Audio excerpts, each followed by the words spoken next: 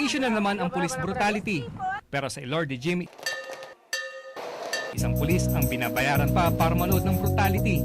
Meet former SPO3 Silvestre Ver Abenza, pulis dati at ikalibring international boxing referee.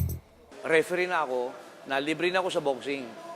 Napanood ko pa yung boxing talaga ng live. Megit 10 world title fights na ang dinaanan ni Abenza na siya ang third man on the ring. Si Abenza ang kauna-unahang Pinoy na nag-referee sa South America ng isang world title bout na magsuntukan sina Rosendo Alvarez at Ricardo Lopez noong 1998 sa Panama City. 2 beses na rin niyang naawat sa ring si Pacman, ang huli sa laban nito sa Luneta kung saan pinabagsak niya ang kalaban taga Kazakhstan na mahirap i-pronounce ang pangalan. Hindi tulad sa iba nga, wala sa ayos nga mag-break. Siya maganda dyan magbigay ng extension sa mga boxer. 1983 nagpulis si Ver. 2 taon pagkatapos makuha ang tsapa at baril, nakuha naman niya ang lisensya sa Games and Amusement Board bilang referee. Lagi kong dalangin lang nung ako'y umakyat sa ring sa Swansea Gym sa Maynila na sana huwag may bumagsak. Ako kaya magkaroon ng putukan ng ulo kasi di ko alam ang sasabihin ko.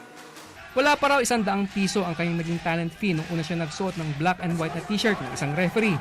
Pero dahil na rin sa galing at husay nito bilang third man on the ring, sumikat si Ver. Ilang beses na itong pinarangalan bilang referee of the year.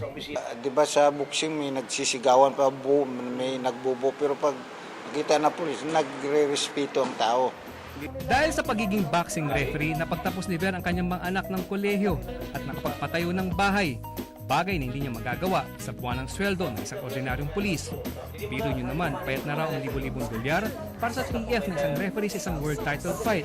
Nakasentro ka pa sa kamera. Di gaya sa kalye o sa kanto, kailangan sumunod sa kanya ng 2 basag ulo sa ring. Para kay Ver, hindi mahirap na maging isang pulis at isang boxing referee dahil simple lang ang kanyang panuntunan na matiyak na masunod kung ano ang tama, mapaboxing ring man o sa totoong buhay. Pag nakita mong masama na antayo ng boksingero, dapat iawat mo na. Pero mas maingat si Ver kung nasa labas siya ng lona at suot ang tsapa ng Makati's finest. Dito sa boxing pag nakapagpatulog ka walang demanda Sa pulis, kapag tinawagan ka ng ano ka ng responde, kailangan alam mong gagawin mo, baka pagdating ang ikaw mademanda Matapos ang 26 na taon bilang pulis, sa 2 lugar nakatambay si SPO3 Abenza. Nagtuturo siya ng badminton sa mga bata at sa ring, kung saan hindi na raw siya nagmumoonlight ngayon bilang boxing referee. Nakita raw niya kailan lang kung paano nalagay na naman sa alanganin ang mga brother niyang pulis. Pero gaya ng isang boxer, todo salag siya sa bintang ng police brutality. Talagang inaawat mo na, nakita ka na naka-uniforme, hindi pa rin nagpapaawat. Yun ang pinakamabigat niya sa lahat yan So nawawalang respeto sa mga pulis. Sabi ni Ver, okay na siyang retirado bilang pulis. Iilan lang daw kasi ang binabayaran na limpak-limpak na salapi para dalhin ang pangalan ng bansa at umawat ng 2 nagbabasagan ng mukha.